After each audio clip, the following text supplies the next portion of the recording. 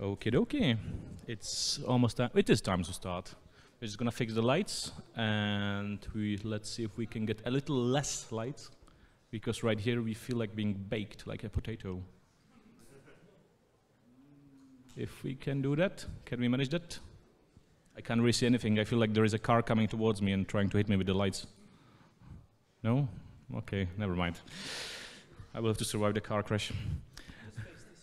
Oh yeah, that's excellent. Excellent suggestion. So, we are all fans of My Little Pony here, and although the first generation was the very foundation for all of this, it was the fourth generation that caused all of this magical explosion of friendship.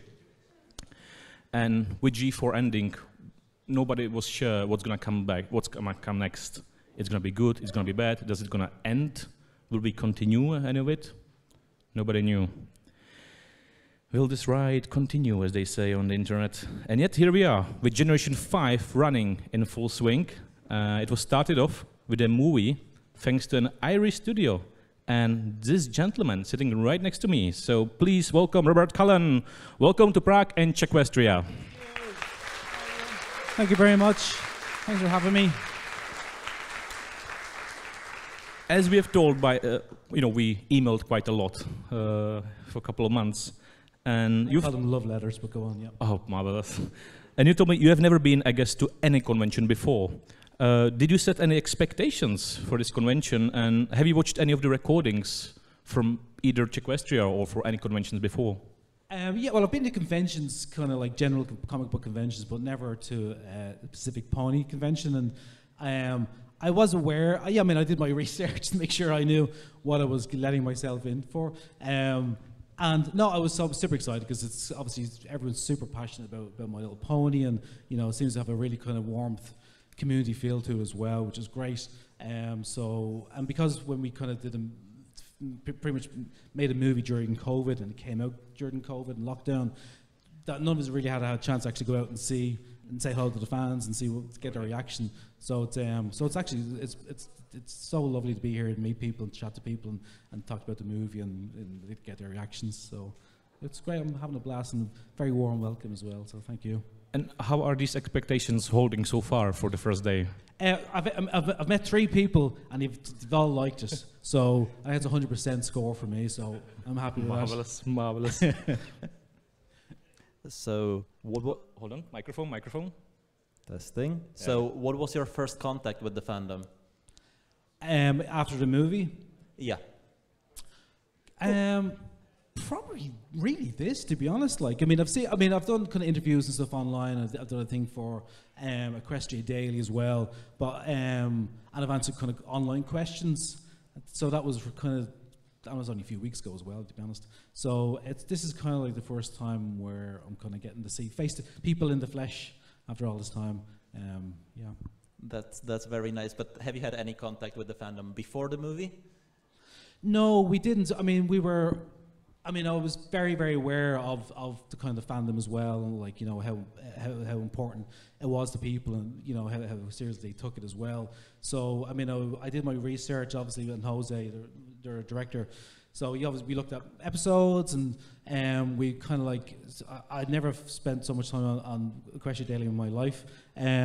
So I was just kind of like looking at people's thoughts and what was important to them in the show, and what to avoid as well.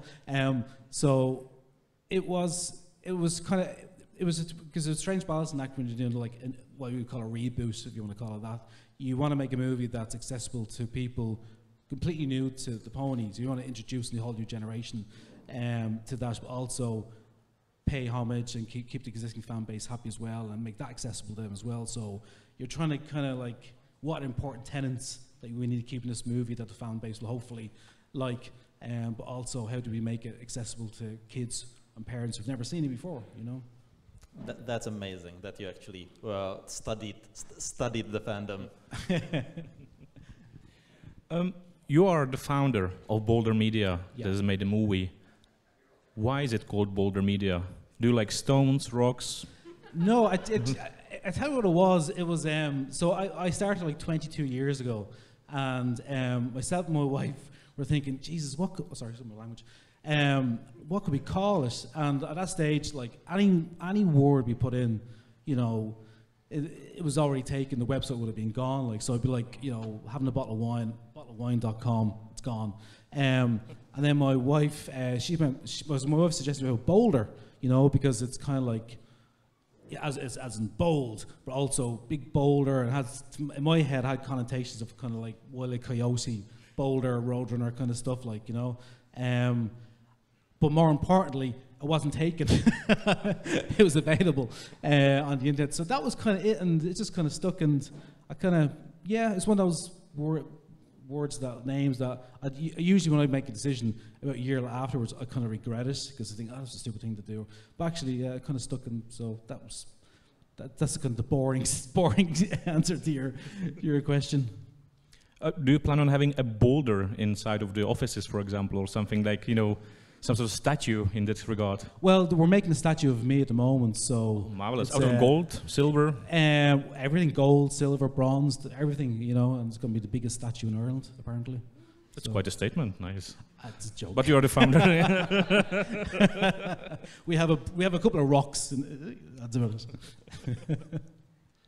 So the team behind Boulder Media, did you have to like make the team from scratch, or did you already know some people that you just contacted and were like, hey, let's do this? No, it was, so I mean the origin of Boulder was basically I was unemployed. I mean I spent years working as like a freelance animator, character designer, storyboard artist, all these different things. But kind of especially in Ireland in the 90s, late 90s. The work kind of Irish studios weren't much around at that stage, so, and then the work that I was doing kind of dried up, so basically I found myself unemployed for like 2.5 years, doing some work here and there. So I decided I need to kind of create work for myself, and at that stage there was a program called Flash, which is what became like a lot of shows in the 2000s were made in Flash, but I came across, like, I think it was Flashpoint 1, the first Flash program, and I'd seen e-cards back then. So e-cards, if anyone's that age can remember, were little animated GIFs, you know, happy birthday, and you send it in an email, and there was a company who was making them, or well, not making them, but had a website for them in the States, and I felt like the people who were knew the software, but weren't really kind of animators or artists. So I said to myself, well, there's a chance here to actually do some really nice short animation pieces, you know, 10 seconds long. So I did some cards up and sent to this guy in the States, and he went, cool, send me as many as you can get. And this was just me on my own. So I hired my first employee, Paul, 22 years ago. And Paul's still with us now, and Paul's one of the directors in the studio. And then I hired, I think over the space of the next like 6 months, I hired like 4 or 5 other people. But I mean, for the first 3 years of the studio's life, we were just doing e-cards and online content and illustrations, basically anything we could get our hands on just to pay the bills. And I used to go to weddings and, you know, do caricatures and stuff, like, you know.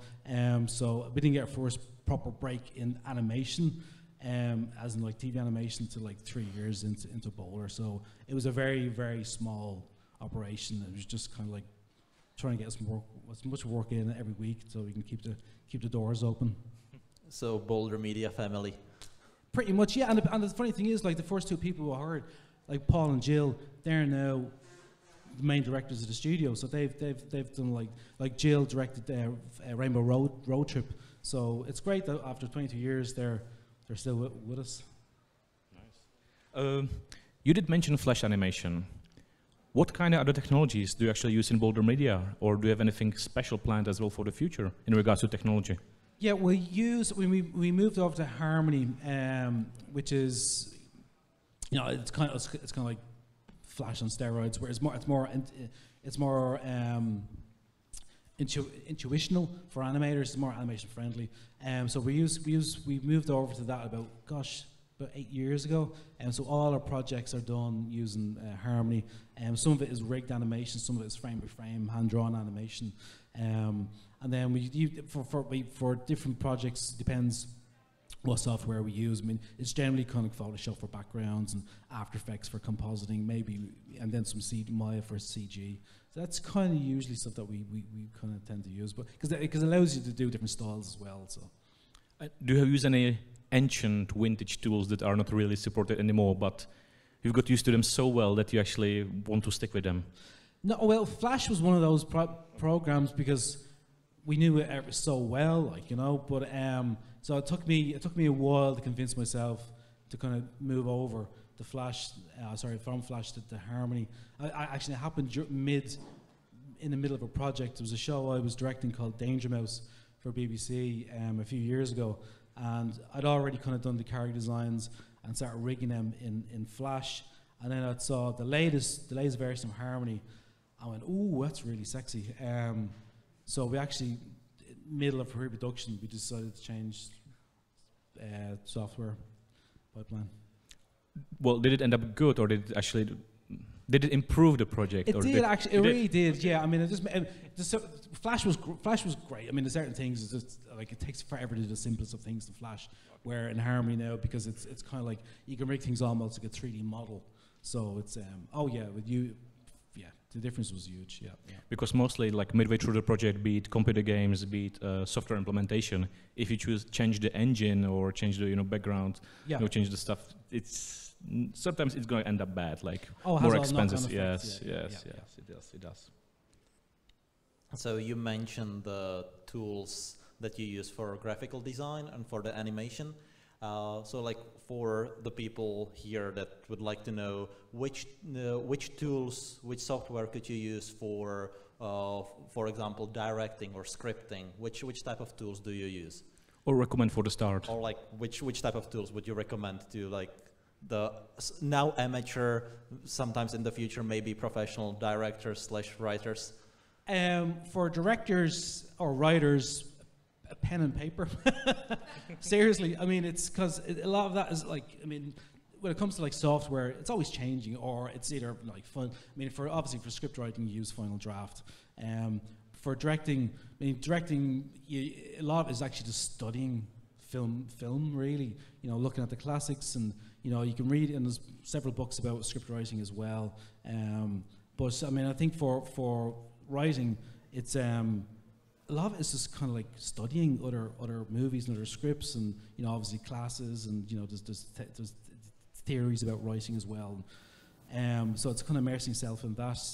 How you get it down, whether it's Word or you scroll on the back of an envelope. And then for directing, I mean, directing is it's a long process. As in, you need to kind of you need to know about all the different departments. From storyboarding to compositions, everything. So when you're directing a movie, you got to kind of understanding what each cog is doing in the whole thing, and your job is to make sure all the cogs are producing hopefully all the same kind of thing. Everyone's kind of reaching the same goal, the same intent as well. So yeah, pen and paper. Marvelous. I mean, even our company, our CEO uses pen and paper all the time and has this special notebook and changes every year. So like, it definitely seems to be the best tool for success, especially in the higher management. We have interviewed many voice actresses, script writers, animators, but we never had a director here. Okay. So what does your regular day look like? Is it just emails or shouting at the people? No, it's actually, I mean, that's one of the best things about kind of direct. Your day is never the same, because it's always full of problems.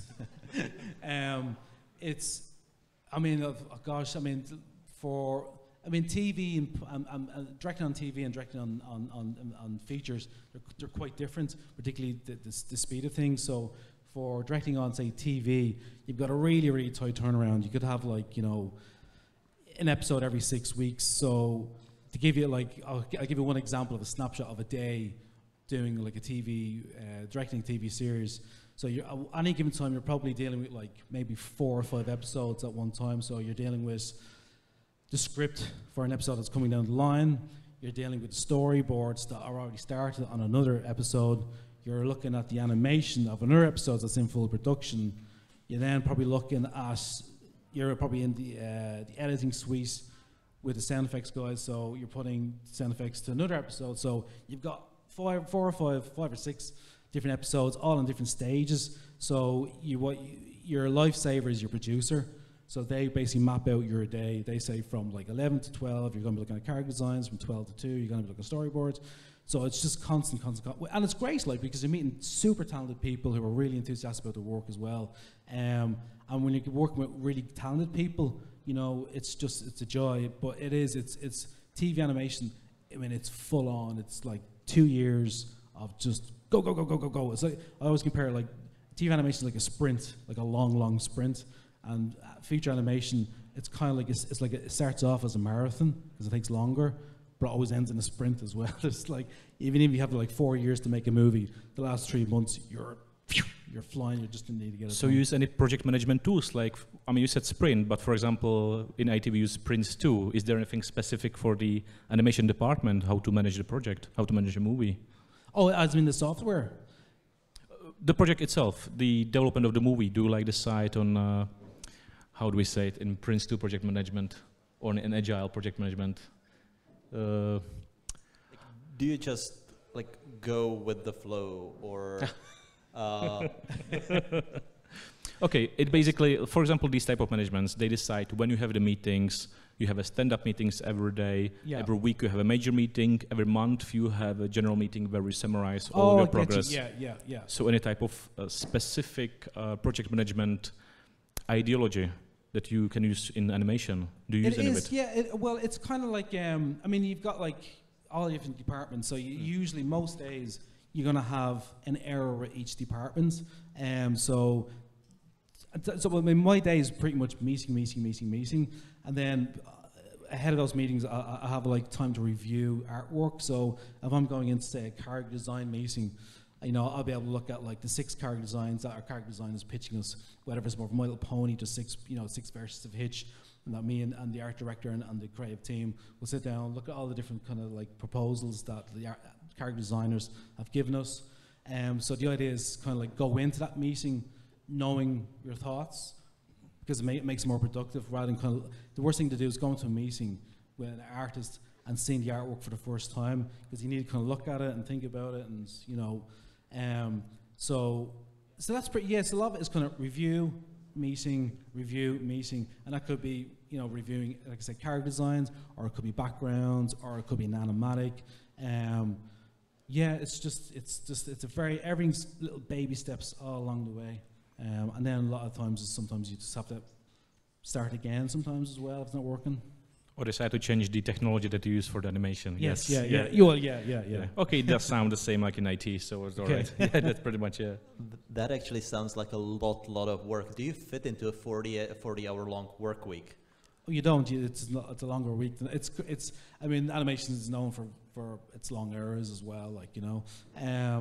But it's, I mean, funny enough, I mean, with the lockdown, because we were just about to go into proper production on the movie, and then lockdown happened, and we were like, how the hell are we going to do this? Thank God for IT. IT saved our lives. But we found as well, because everyone kind of got like, I mean, I know I got like 3 hours back every day from not having commute into work. So that was 3 hours you can use creative, you know, like on the project as well. So I think the project, I mean, it was very, very hard on people, obviously, but I mean, I think we've benefited the project as well, because it meant like you weren't leaving a studio at like 10 in the evening and getting home. You know what I mean? You were still working like hours, but you could just like, go downstairs to your family, you know. Wow, okay, that's tough. You said you have 2 studios, right? There are 2 studios. We had two facilities in Dublin, and we've kind of gone down to one now because once we finished the Pony movie, there wasn't much of a need for the second Oh, I see. Yeah. Okay, so it was just for that specific purpose. Well, that as well, and we had some additional projects as well that we had to kind of cater for. Okay, I see. Oh, from your bio, we actually found that you worked on a foster home for imaginary friends.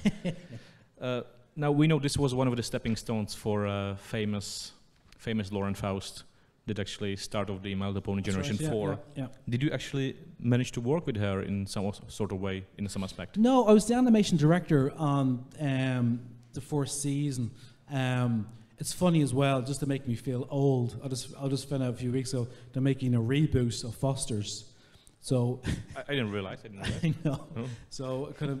showing my age that I worked on the original and they're making a reboot. But no, I didn't know. We'd worked with Craig McCracken, obviously, on Foster's. And Lauren obviously did some of the scripts, but we were kind of mainly dealing with like Craig and the art directors as well, and Mike Moon, for that series.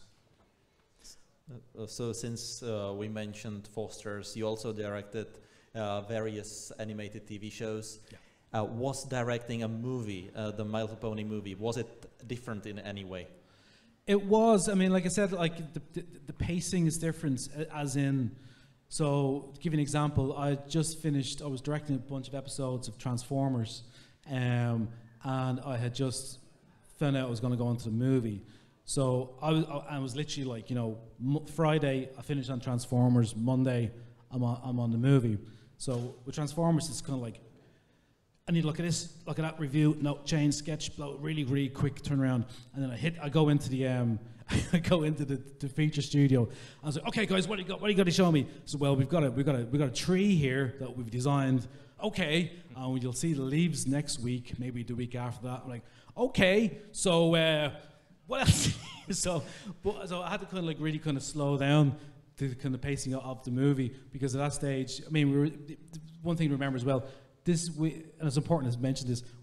We'd never made a feature film before. We'd never made a CG. We'd never done CG before. We did some kind of CG on some TV work, but nothing in the scale of a CG feature film. So it was basically setting up a studio pipeline from scratch, which is kind of insane, and make a movie in 4 years. Wow. So one of the things, I'm going to go on a tangent here. Actually, one of the things we had to do, which is that was interesting. So Ireland is a small country.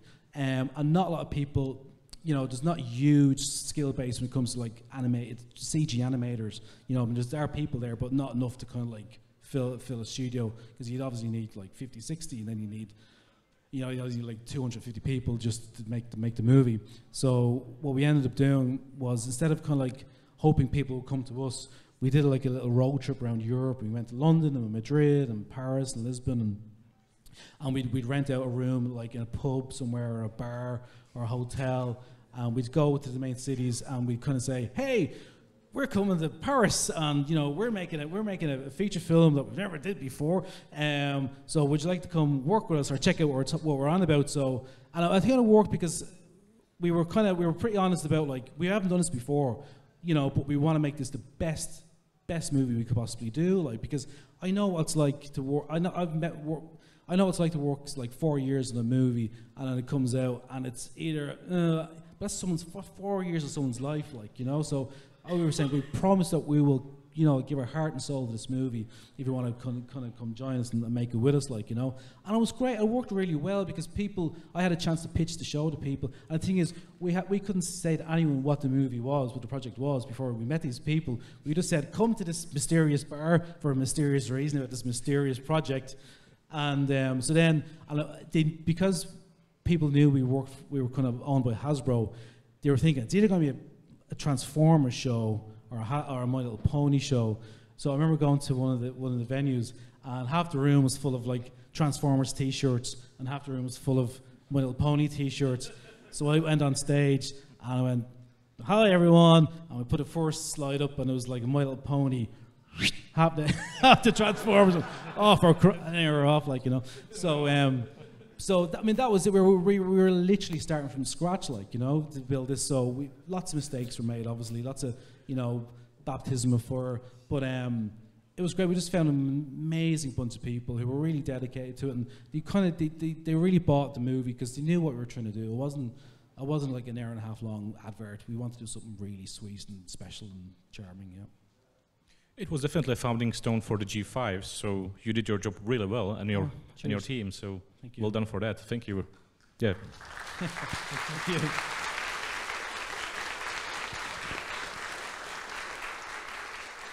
Because as we said, we were really unsure what's going to happen after G4, and you know, Hasbro wasn't really letting the information out, although everybody could guess that the shareholders would like to see more of this to continue, because obviously it was working out for them. So it was really nice to see that you guys took the previous story and built upon it, not just threw it away and, you know, started from the scratch. So thank you as well for that. was it your decision, or you were sort of like forced in the direction to build up on the G4 story? No, it was quite an organic process. I mean, initially it wasn't going to be a pony movie at all, the feature. It was going to be a different project, a different franchise. But then when it was made clear that, you know, yeah, we wanted it to be a pony movie. And initially it was going to be basically a continuation of G4. It was going to be a CG, but just a CG movie, but a continuation of G4. And then it was one of the executives said, "Listen, I think we're missing a trick here. I think it's time to kind of like bring in refresh it, basically, like, you know, because it was 10 years with G4. So once we kind of knew that, we knew what we needed to do. We knew we needed to. I mean, what was the core tenets? What attracted people to Pony? You know, it was a diverse kind of range of characters that different people could relate to, and I could see the creative in that person, or I could see the entertainer in that person. So it was making sure we kind of had those kind of archetypes, but make sure that they weren't just copycats of Pinkie Pie and stuff. That they felt like they were their own characters, but still relatable. The other thing we want, well, humor. Definitely wanted humor. Every show I've worked on has been a comedy, so I wanted to kind of make sure we kept the humor, but I wanted to try to just do something slightly different, just a bit more. I don't know, just something different. A bit sillier, probably goofier, and then obviously the music was a core tenet as well, and like Daniel Ingram's music is just amazing. So again, we wanted to make sure of that, but I think we wanted to give everything. Just twist it, turn the dials a little bit, make it feel slightly different, you know. And we really wanted to make it kind of as a family movie as well, so mums and dads could sit there and not roll their eyes, or, you know, I've gone to cinemas with my kids, and I was happy to stop. I was there because there was, you know, air conditioning in the cinema. But I wanted to, you know, like make sure parents enjoy the movie as well, like, you know. So that was really it. We knew what we needed to bring from us from G4, and what we needed to kind of like add some new flavouring for G5. That sounds really nice. Perfect. So you mentioned that you had like an idea on how the movie should turn out, like what kind of feel it should have. Yeah. Was it also your, like, did you have to make any cuts of any scenes that wouldn't make it into the movie because it did not fit with that direction? Yeah, oh man. I mean, we could have made 20 movies, to be honest. We had so many. We had so many versions of the movie, and that's the process of making feature films. You try one story. You have to kind of like you put it in an animatic, which is basically get it all storyboarded, use temp voices, and see how it plays. And like 9 times out of 10, it's not going to work. Or maybe the first act is kind of interesting, or it's too long, or it's only then you can start to feel that like either starting to kind of drag in the middle. So you're constantly re-editing and revisiting your script again and again and again and again. So, sorry, what was the question? I went on a tangent there. What was the question again? Like if you actually had did we cut anything? Yeah, sorry, yeah. Did we cut? We didn't really, because we did so many versions of it. We knew what sequence we wanted to keep, and then also we were kind of aware of the length of the movie. It had to be like, you know, around the 90-minute mark. So we were consciously, when we were writing stuff, we were kind of editing ourselves instead of kind of giving it to a storyboard artist and spending all the time on storyboard, knowing it might be cut. We were kind of quite aware of kind of like keeping it lean and mean, but you're looking for some juicy information about cuts, aren't you? Well, it's the scene where Argyle died, where he says goodnight to Sonny, and he closes it, and he says, night, my little honey, and he closes the door, and then we have him falling down the stairs on our roller skates, like, you know. I know that was a joke. But no, we did. I mean, we had different storylines, different characters and stuff. We had to kind of lose them as well, because again, it probably wasn't moving the story forward. No, I can't. Not really kind of juicy cuts. I mean, I can talk about the different versions of the movie, which is a couple quite different. Like Argyle, one version of the movie, Argyle was in the entire movie, and he spends a lot of it kind of locked up in prison. Sprout has him locked up in jail. So that's a whole different movie. So did you have to cut any character that you actually really liked and you really wanted to keep in the movie, but you knew it would cost you time-wise a lot of time to develop that character? Not really either. Again, I suppose because we've had so many versions of it, we knew all the things that weren't working. I mean, in one version we had G4 come back properly, you know. So by the time we got to the final version of our script, we were kind of like, all right, we know what we've lost and what was working. And actually, what was interesting, the more we kind of worked on it and kind of like, a lot of it was about making a movie, so you're constantly streamlining it, you're just constantly paring back things. It's like sculpting, it's like sculpture. You're just constantly making it, getting stuff that you don't really need. Finer, yeah. So it's just every scene, every line of dialogue has to be constantly pushing the story forward, or telling you more about the character, or is a gag, or ideally all three. So you get to the stage where, you know, if a line isn't doing one of those three things, it goes, because, you know, it needs to keep that energy and momentum. Okay. Yeah, fair enough. But do you have any like favorite TV cartoon, or maybe do you watch anime? That's a tough topic, right?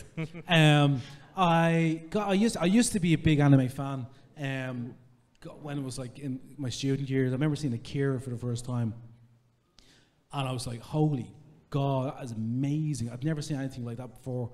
You know, because I was used to kind of looking at, you know, Disney and stuff, and then Akira. I was, Jesus, so I kind of really immersed myself in anime around then, and then more recent times. A lot of times I look at stuff, shows, just to be aware of the shows and kind of like the kind of trends that are out there as well. But my favorite shows, I mean, we worked on it, but it's not because we worked on it. Amazing World of Gumball is still one of my, all Amazing World. We only did the first season, and I got better after that. Amazing World of Gumball for me is just the pinnacle. I just love it. It's so inventive. It's so smart, beautifully made, really funny. Yeah, that for me, I could just watch that on loop. I love that Gumball.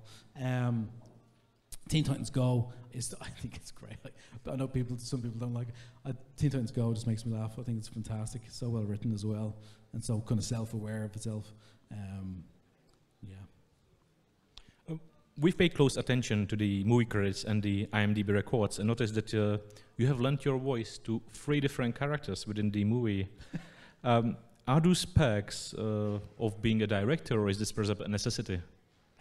This is having no money for real actors. So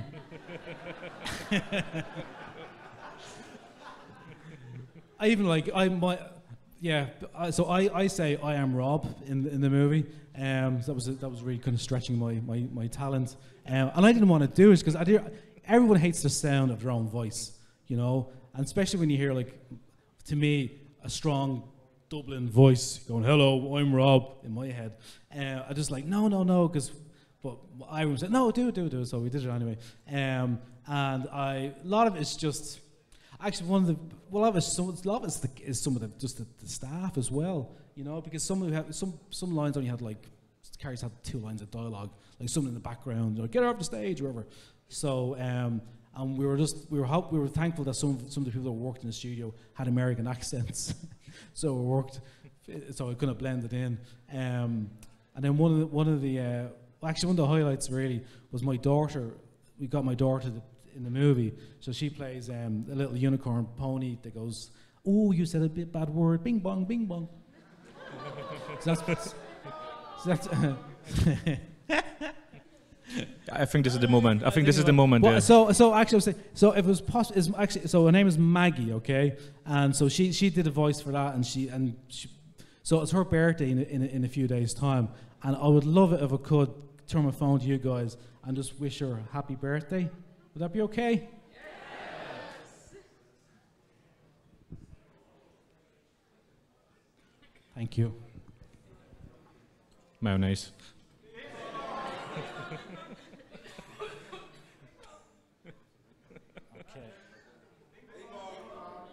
Okay. So I'll just Hi Maggie. Some of my friends have something to say to you. Happy birthday! Bing bong, bing bong. Thank you so much. Her mind will be blown. Thank you. You're welcome.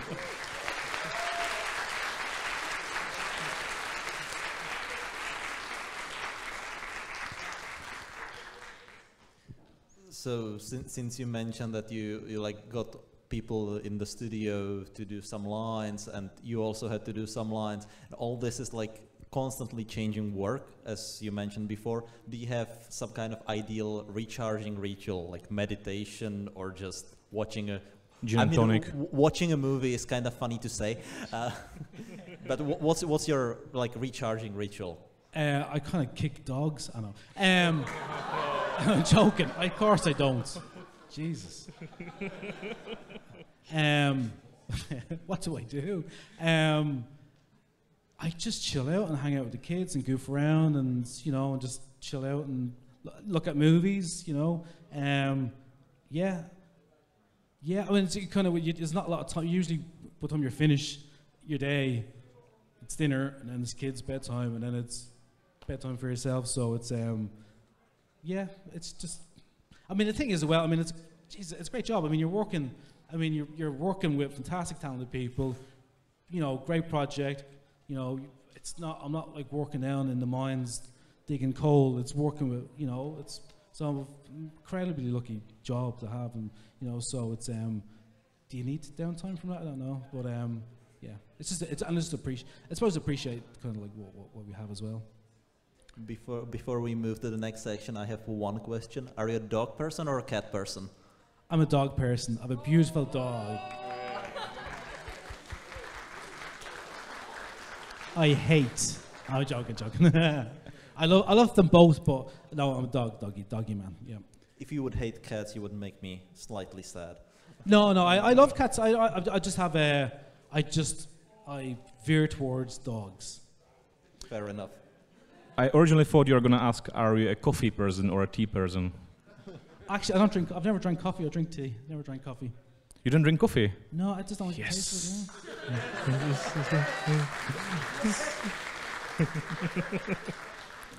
of it.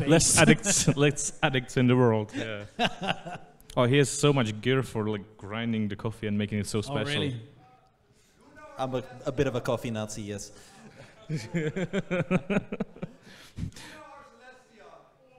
Oh yeah, well, that's a question. But I mean, Luna and Celestia, those are the princesses from G4. Okay. Do you have a preference to either one of them? Do you prefer night or day? What's the correct answer?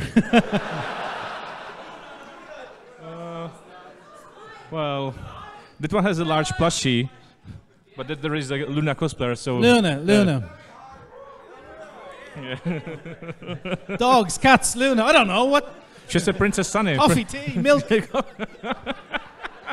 Leprechauns. All right, let's move back to the pony subject. When it comes to pony, the Boulder Media is responsible for Equestria Girls, for Rainbow Road Trip, for Pony Life. Do you have a specific team that's dedicated for the pony things, or is it more like you split the teams based on the type of animation? No, it's just split between teams. You know, again, it depends on, you know, schedule, production as well. Who's available, what other shows are there. But also you want to make sure, you know, you've got, especially for character design and pre-production stuff, you get the right artist for the right project. So if you have someone come from like character design for Transformers, they're probably not going to go on to Pony Life. So yeah, it's usually kind of like what's most sensible approach in the studio and what works logistically. But then there's obviously there's a creative approach as well. Yeah. Oh, fair enough. Your turn. So, like, did you watch, like, when you said that you were preparing for the movie, that you went online and stuff, did you also watch any of the older generations than G4? Maybe like Generation 3 or the famed newborn cuties? No. That's the right answer. No, I did. I mean, we looked at. I mean, I'll be honest with you. I purposely didn't do a deep dive on it because I knew the new movie needed to be accessible to people who weren't aware of it. So I was aware of it. I'd seen the show because I used to look at it with my daughter. Like, so I was fully aware of the G4 and the work, and I was a big fan of it as well. And obviously, kind of working with Hasbro, you pick up the history of it anyway. So I knew the history of the brand and the ups and downs of it as well. So and the kind of rough guide of the lore as well, and also obviously the importance it is to the fan base and how big of a franchise and how important of a franchise it was for Hasbro and is for Hasbro as well. So but because I mean it's not the first project I did. I was directing a reboot. So I mentioned earlier there's a show they called Danger Mouse. So Danger Mouse was this kind of cult animated show in the 80s in British TV, and it was going to be relaunched a few years ago, and like again that had a really big fan base. So it was one of those things where I get emails going, "Oh hey Rob, don't screw up my childhood, okay?" Yeah. Love John, So I was kind of aware. So with that, and it was the same kind of with both of them. Really, it's just kind of like what's the DNA of that project that you can bring it in, update it, make it fresh, make it a bit more contemporary for Danger Mouse, but still kind of like people go, oh, it's the same kind of tone. So that was it. Yeah. So I mean, I researched enough for me to feel comfortable, that I wasn't gonna load it up with too many kind of backstories that would need to be explained or would just lose an audience in the first 4 minutes, because you just need to have people comfortable that they're welcome into this movie, not need to know the whole history. I think a bunch of people here would agree that you're kind of lucky that you've never seen the Generation 3. So okay, it's perfect for the horror night, with some booze. I'm sure it has its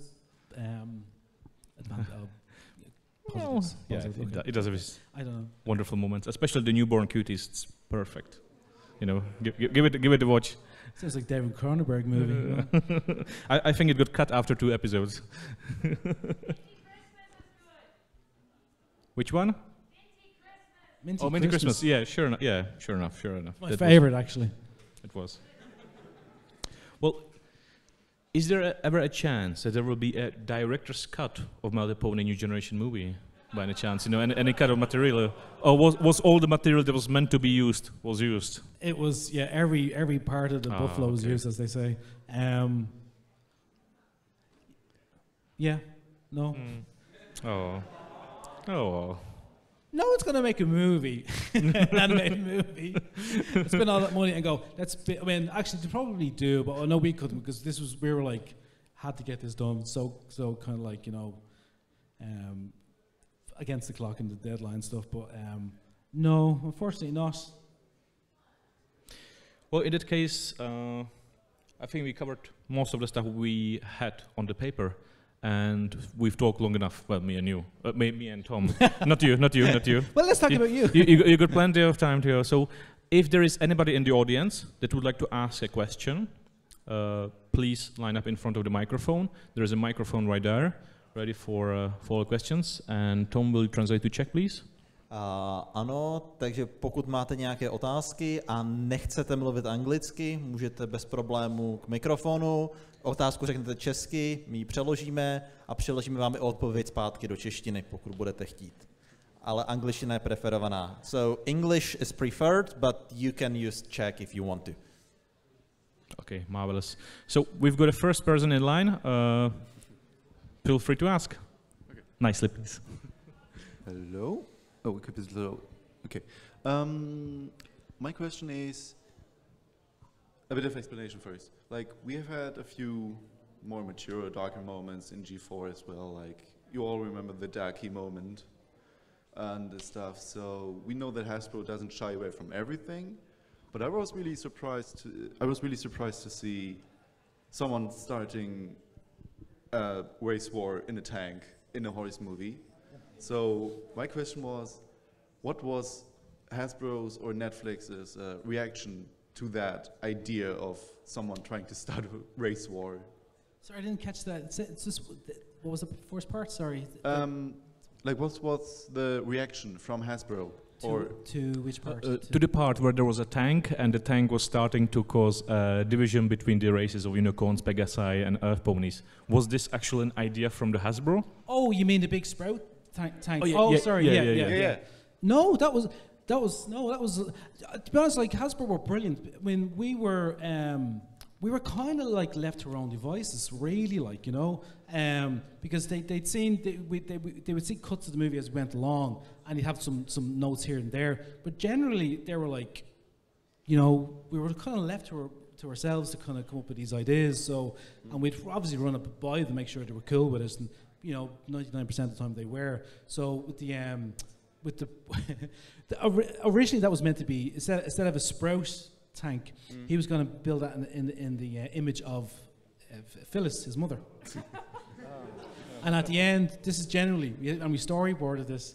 At the end, he gets defeated. He's still in the tank, and he ends up getting kind of kicked out of the Phyllis tank, and he comes out. At the end, as if she's giving birth to him, like, you know. And it was in the storyboard and everything, but it was really funny. But we were thinking that it didn't make sense that he would build an image of his mother, because he's such a narcissist. He would build an image in himself. But no, it wasn't any kind of shock, really. Maybe if they saw the other version, it may have been. But no, they were cool. It wasn't much of a shock about Spirit in a Tank, yeah. Thank you. Not that I know of. Thank you.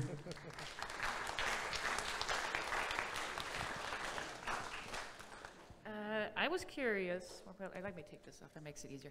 I was curious, since you're not the only director. As Galacon, we had Jose Ucha there, who was also the director. I'm wondering, how did it work to have two directors? I imagine you had some sort of system going on. What was that process like? Oh, it was great, and we had a co-director as well, Mark Benny, so he kind of overlooked the look as well, which is great.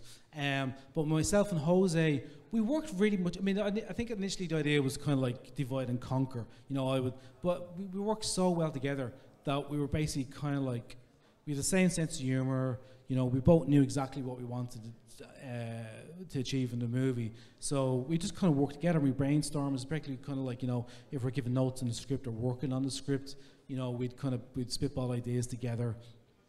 You know, the whole kind of like bing bong thing, but even with like the whole here's some interesting stuff. So the unicorns, because we got the stage in the script where we kind of established, you know, what the air ponies were like as a society, and the same with the Pegasi, but we never really kind of nailed down exactly what the unicorns were like. I mean, initially, I think in early version, they were very kind of, you know, hippy dippy kind of a vibe to them, like, you know, but it didn't feel like that interesting, and it didn't feel like, you know, we wanted them to make how did they react to not having magic anymore, like, you know. So one of the things I pitched was instead of to make them really angry. They're always angry all the time, like, you know, kind of like bikers, like hairy bikers, and the cafe was originally going to be a biker bar, and everyone's like they're even polite, but it's still angry being polite. But we end up kind of like changing that to make them more of a beatnik, kind of like sad, superstitious, and kind of like, yeah. So and that was just from me and Jose and the guys just spitballing ideas. And so yeah, me and Jose, it's kind of like, it's the same voice really, like, you know. But it's great because obviously you get a lot of pressure on the movie, so it's great to have someone else you can kind of like share the pressure with, or, you know, just to have someone there who's going through the same thing as you.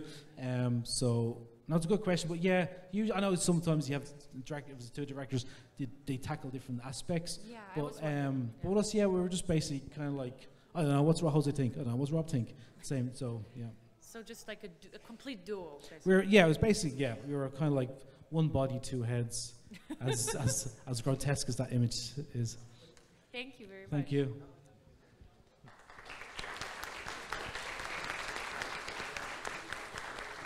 Hi. I'm small. Move on. No, in regards, they asked you a question about favorite cartoons or animes, and then I was wondering if you also play video games, and if you are very well involved with the new G5 video game as well. I don't play video games as much as I used to, because kids and stuff. I do play Rocket League. Oh, there you go. I play Rocket League, and I've been playing with my son Fall Guys. It's something. It's something, yes. And I played the Spider-Man movie, Miles Morales one there, which is amazing. So actually, yeah, I do play computer games. But no, I haven't played it. I haven't played the G5 game yet. I wasn't involved in it either. But okay. Is it good? I didn't play it. You haven't played it? Okay. I didn't play it yet. Did you work on it? Pardon? Awesome. Okay, cool. Okay. Check it out. Thanks. Thank you.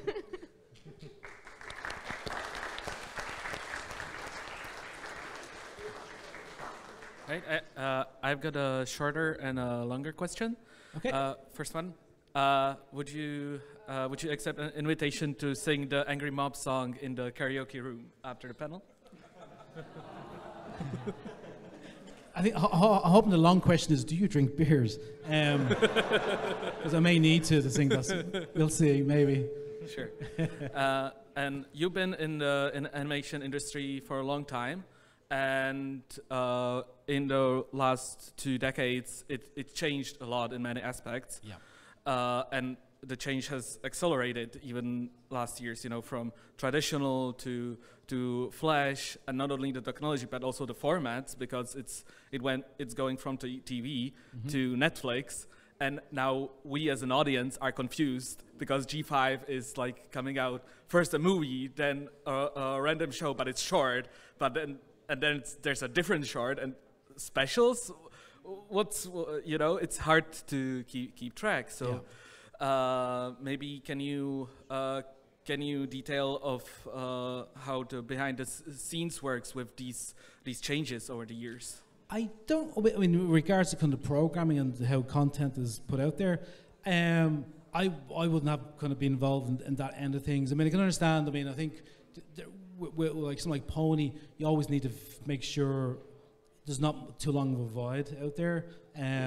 Obviously, because it's a toy company as well as an entertaining company. So I can imagine the reason that is, you know, the YouTube kind of content was there to fill the gap between the feature film and the CG special as well.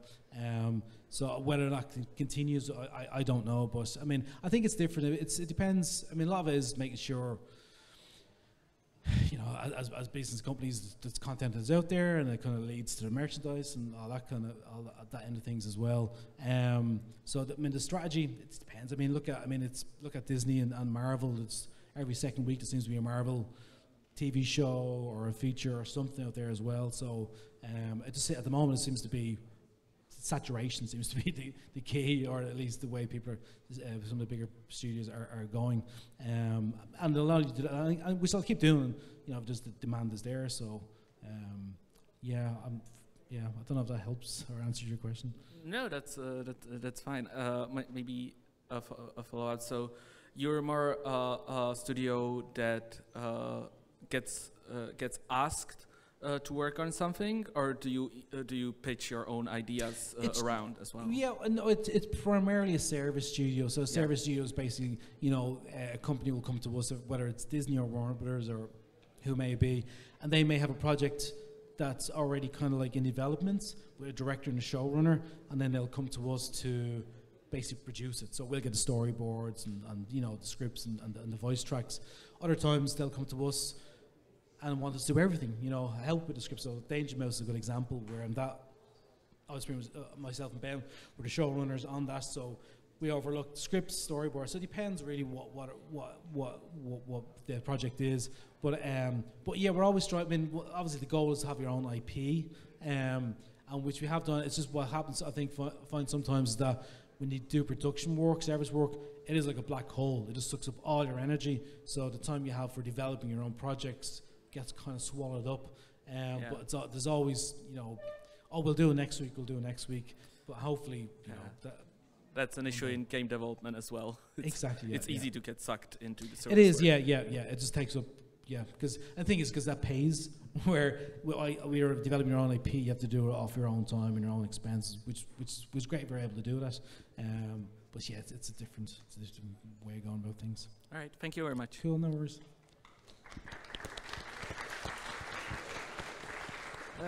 Hi. I'm a little bit nervous. I have actually two questions. First one is if you wanna keep 5G only in movies, or you in future have plans for series like G4?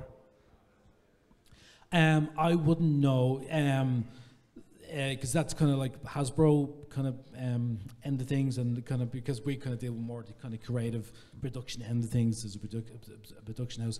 I don't know. I wouldn't want to say either way. Sorry. It's okay. And second one, I want to ask, how did you choose the words for jinx?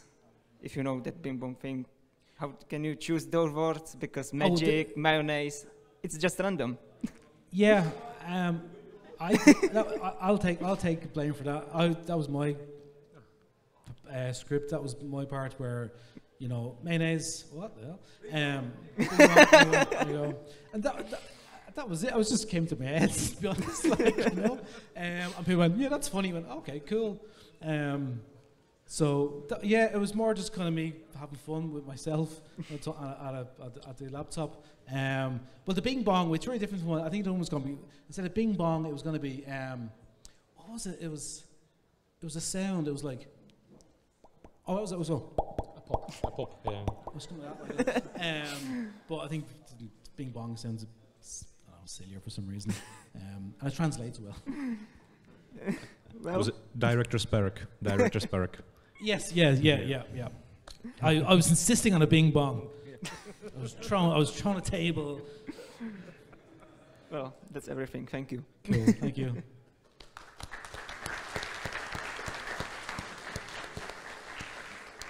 Hello. So the question of the context of my question is that I'm a programmer, and so here we have usually on stage voice actors, artists, director. But with a 3D movie, there's a significant technical aspect. So who are the computer wizards that made it all happen, to make the computers do the right thing? Like, who can you highlight that we could maybe invite to a convention to hold a panel on these aspects? Yeah, so I mean, you obviously have like technical directors, TDs, but also you have kind of like our animation director, Graham Gallagher. So Graham, he would have helped overlook the rigging of the characters. Excuse me. The rigging of the characters. So, like the ponies were super hard to rig because we wanted to be able to do. So I'm going to go off on a tangent here again. Sorry. Where we wanted to kind of somehow get them to do certain things that they could do in a TV series. In a TV series, they can stand up and you can really cheat things in 2D. You know, you can just change shape and, you know, the eye doesn't register. But once you kind of bring it into like CG rigging, you need to be kind of true to that form. So, I mean, one of the things did was we wanted the ponies, to be able to kind of bring the hooves up like this. But we actually want them to do that as well. So basically, we had to kind of design a whole way where you're basically breaking the shoulder joint. It was actually revolving. And we're thinking, how do you do that without it looking weird? And so Graham and his team are fantastic at coming to these solutions. One of the, again, I'm going off on another tangent. One of the things that came up was like, man, how are we going to have them hold stuff? And we can't have them walking around with like holding things in their mouth because they're going to be having conversations, and it's a bit weird looking anyway. And so we just come out, all right, let's. If you put the hoof here, and there is a slight kind of curve in the bottom of the hoof, so if they're holding something, you can't kind of get away with it. And the idea, do you know what? People, I mean, it's a cartoon, but so we just make sure, as long as it doesn't look super weird, and like that was like a magnet. I think we kind of, so it's little, our animation director was bringing that kind of problem solving as well and getting performances. And then for like, you know, we had a whole different team for like, for hair and texture and Yeah, so team. Yeah. Who was in charge of that? So you have kind of Mark Fadibeni, he was our kind of like co-director, so he kind of overlooked the teams as well there as well for end things. So yeah, so it's, I mean, way beyond my knowledge. And I think you will have to start a new position in your company for the convention communication. So all of these guys can send to one of your guys emails and pick up. You decide who's going to get sent to the conventions. Yeah. Who's the right person? Because I'm no use. Lastly, what about lighting? Especially since, like, in the special, the lighting was very different. Do you know anything about that? No, I don't. All I can talk about is kind of like what we kind of on the movie. And his lighting is, I mean, it's very, very hard on CG, particularly when you got characters who are 100% hair and fur, you know. So it is hard to make that look pretty as well. And you've got key lights and bounce lights, and so it takes a lot of kind of trial and error.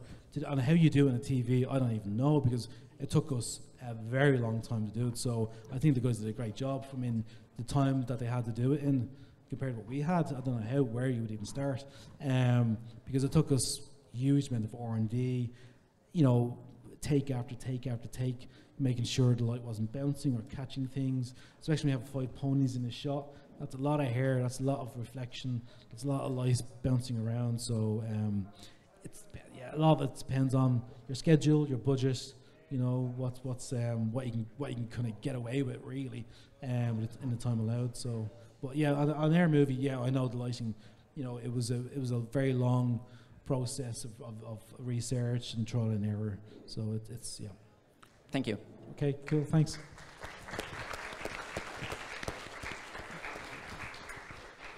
Hello. I thought you were bowing. I'm just. okay.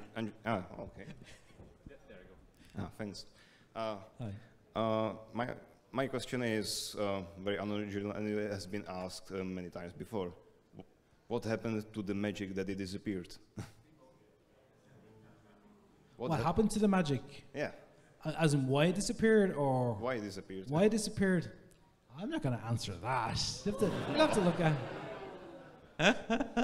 I mean, we had our own theories why it happened, like, you know, and it's not a very exciting theory, like, you know. My theory, I mean, but obviously, depending on how the series goes, and they'll investigate that. So I think there's no official theory as to why, as I know of. I have my own personal theories, but that was it.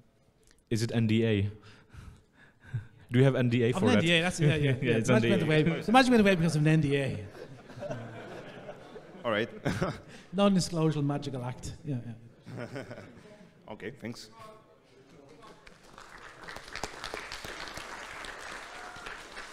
Hello. Hi. So, you've worked on a number of shows. So, as a freelance animator and director, so you've worked in the industry for a while.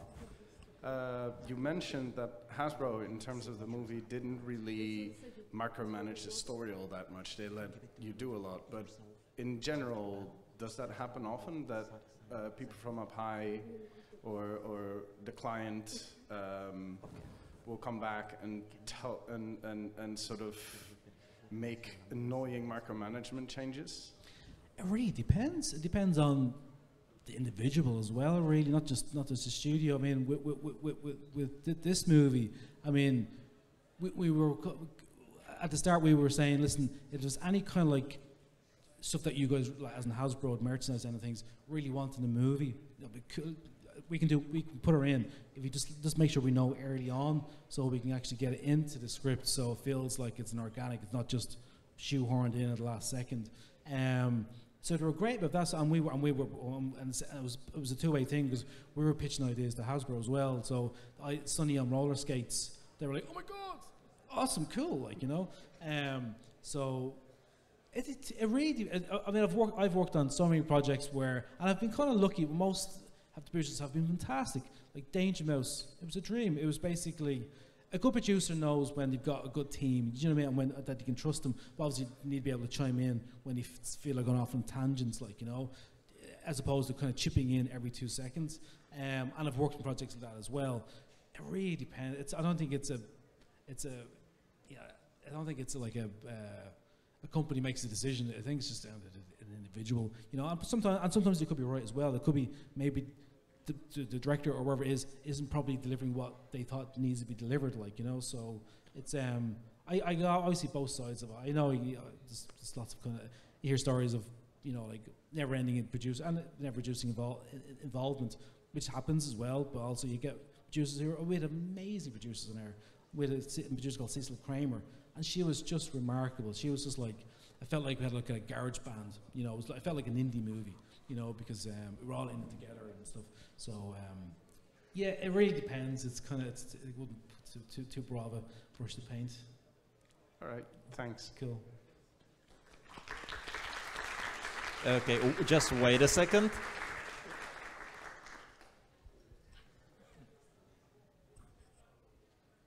I want to give this to you because you said your daughter has her birthday in a few days. Oh. And I just made it meanwhile you talked. Oh, that's awesome. Thank you so much. Oh, it's a fantastic drawing, guys. I mean, you can see it from here, but... Oh, that's great. I hope you like it. She will. Thank you. Thank you so much. Hi. Hello. I have a question a little bit.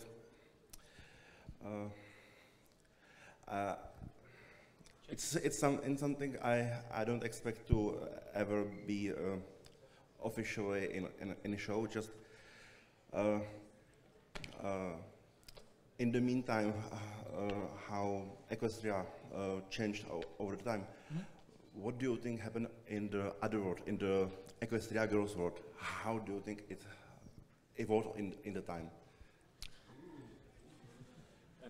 NDA? I don't know. I don't know. Maybe. I don't even guess. I'll say something and get in trouble.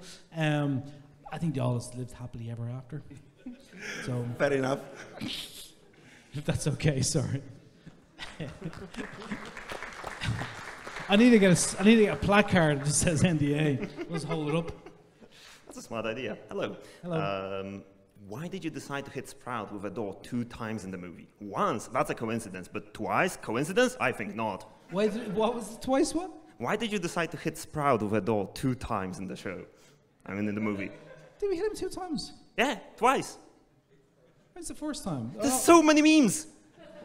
I know the one where it like goes, citizens, gunk. Yeah, and there's one where he runs into a door. Oh, yes, he did. Yeah, when he sees the thing. Yeah. Well, no, see, the door hit him, and then he hits the door. But there is animosity between him and doors. It is no coincidence. I don't think so. It's I think it's just got a nice bit of slapstick. We just loved having Sprout being an absolute moron, but also getting kind of like whacked and walloped. I've been forced into drawing him being hit by a door due to those memes, so you know. Also, another question is regarding rigging of the characters. Are you aware of a studio called Arc System Works? No. They are known for games such as Dragon Ball FighterZ, Guilty Gear Strive. They effectively managed to recreate many of the 2D animation practices in 3D environment because of a very specific rigging methods. And they do make talks about the methods which they employed, which is rather interesting. Oh, cool. So, yes, that's about it from me. Thank you. Well, thank you for the information. Thank you. Just watch that door. Hello there. I have one question which might sound a little bit harsh, but it's because my English is very bad. Okay. So I was do we need an NDA? Yeah, perhaps. The question is, can we expect a little bit more serious scenarios, serious histories? Because, you know, I know we talk about movie for the little girls, this is childish, but the G4 had this very teeny tiny thing that you know, the great things were somewhat undiscovered, and the viewer should discover it. So can we expect that kind level of the scenario in the future? In the future, I'm not involved. NDA. Well, yeah. Well, also I'm not involved either on kind of projects as well for ponies. So I don't know. I hope so. I hope there's a nice balance in there as well. Like, you know. Okay. Yeah. Sorry. That's okay. Thank you. Okay. Hi. Hi, Pony. This is Stylish Fedora. I would like to ask what led to the decision to create the movie and the series in CGI. I mean, it seems to be much easier and less costly to make 2D Flash animation look good. The CGI in the movie was really great with good scenery, expensive computations. I really loved it, and it was on a level of a Disney CGI movie. But the series lacks on some good scenery and animation in contrast to the movie. For me, presumably because of the less money and the time. Was that just a constraint of Hasbro, or what led to that decision? That's a good question. Well, I mean, for the movie, I think it was from day one. It was clear that it was going to be CG because it was obviously going to be a relaunch of the brand and a reboot of it, and it was initially going to be intended to be a theatrical release as well with Paramount. So at that stage, there weren't like 2D movies, just weren't cutting it in the box office really. So it seemed like CG, you know, if it was going to be you know, a big proper family movie, that CG just seemed to be the obvious kind of the way to go for what they needed. So I think that's the reason for that. And I think then I suppose for the TV series, there's a 2D version of it as well. So I think the Tick and Toke, they're doing both kind of aspects, both styles for the TV series. Yeah, I mean, there's pros and cons always to 2D and CG, depending what it is. And obviously, doing like a CG TV version based on a feature film has its own challenges as well, because you've always got that comparison, which is usually unfair as well, because you got different schedules, different budgets, you know. So yeah, I hope that helps answer the question. Yes, thank you. All right, cheers, thanks. Thank you. Hi. Hi, I have a similar question that was asked right Okay. now. What do you personally prefer, 2D animation or 3D animation? I don't have a preference, to be honest. It really depends on the content. I mean, one of my favorite movies last 20 years, I think Into the Spider-Verse is just a masterpiece. I think it's amazing, you know, and that has kind of 2D, 3D vibe to it as well, like, you know. So I think it really depends on the it's more about the content and the script, and, you know, like yeah, there's so many amazing movies out there, 2D, 3D. Particularly kind of ones that come more kind of mature, one like Flea is a fantastic movie as well. And the stylization's been pushed, and obviously stop motion. There's a movie out there last year called House, which is stop motion, which is kind of a spooky kind of anthology, which is just one of my top favorite films of last year.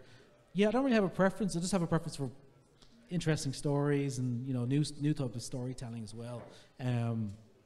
Yeah, and it's an exciting time. It's been 20 years ago. I mean, there wasn't that much of it. You know, it was a kind of a Disney movie. That's it, kind of it. But now there's so many different styles, and, you know, based on graphic novels as well. So you're getting new kind of like treatments, and maybe more mature themed movies as well. So I think it's a rich and golden time for animation, I think.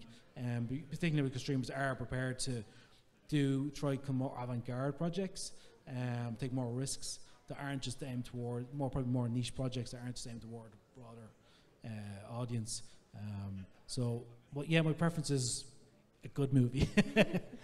Because I feel like with the 2D animation, you can make more extreme things. Yeah. And they doesn't look uncanny when they do.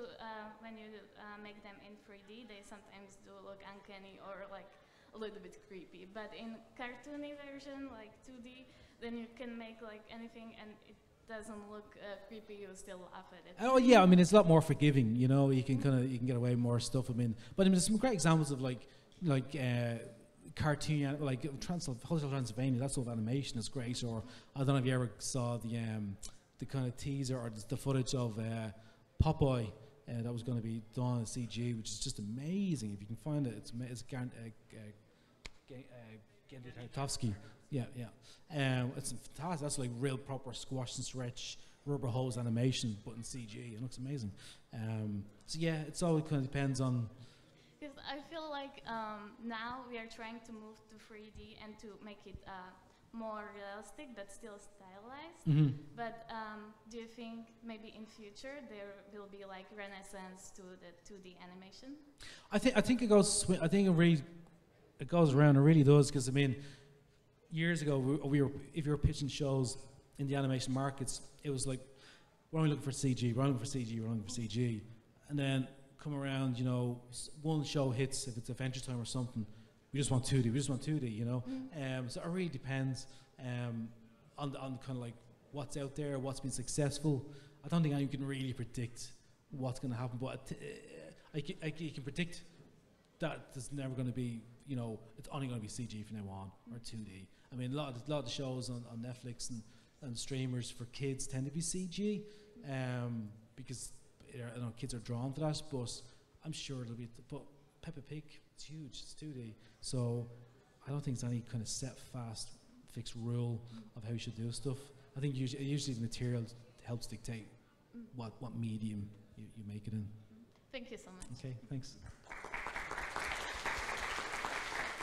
I will just quickly jump in. In respect of the time, these 3 questions will be the last questions we can handle at the time. So thank you. Hi. Have you ever read any of the fan fictions from the My Little Pony universe? I haven't because I'll probably be sued for copyright.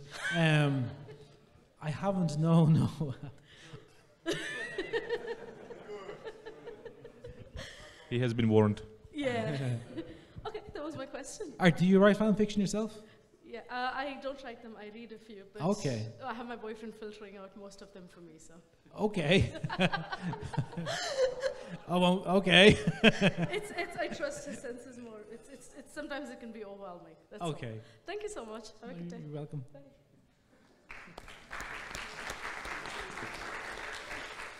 Hello. Hello. So your team is pretty international, with Emilou being from France and Jose from Mexico. Yeah. Any other countries, and does that make any language barriers? Oh, it was actually it was like the UN. It was nearly every country. It was we had like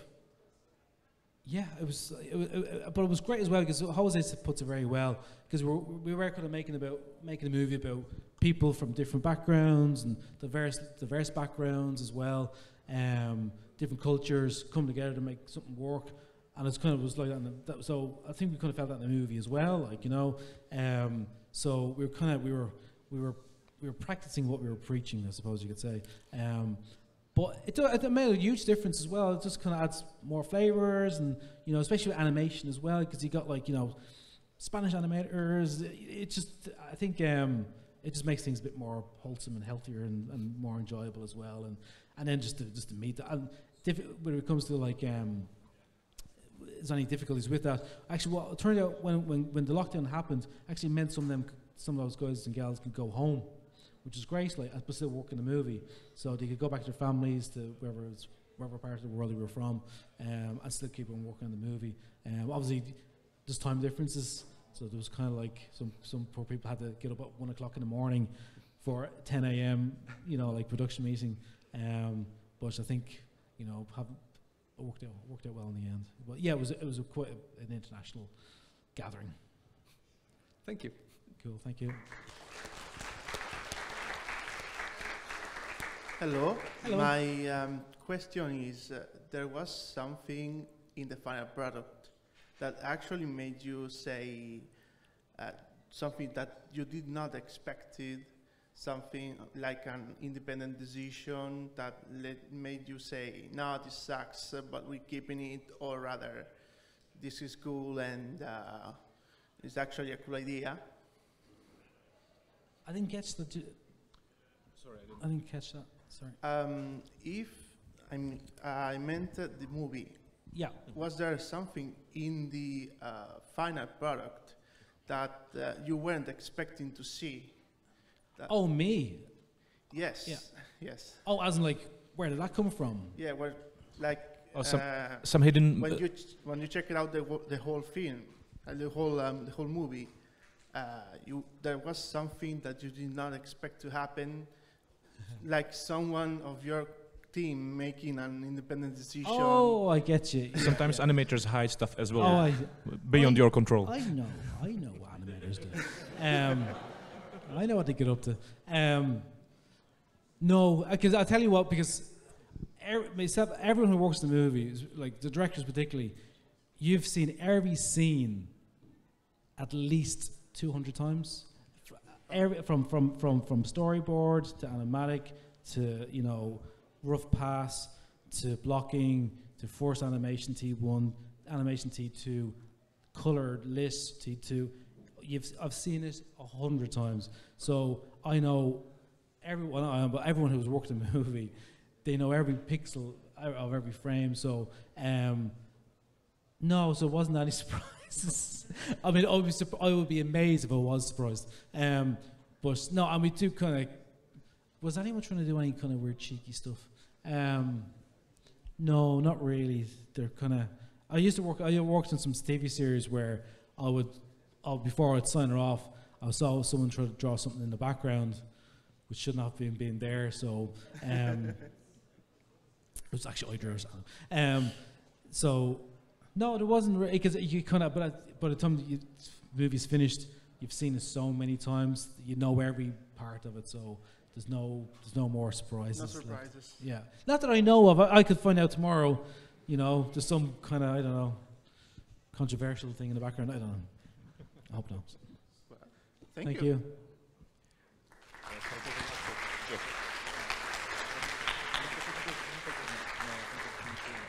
I'm just going to cheat a bit, and I'm going to actually be the one to ask the last question. Since NDA.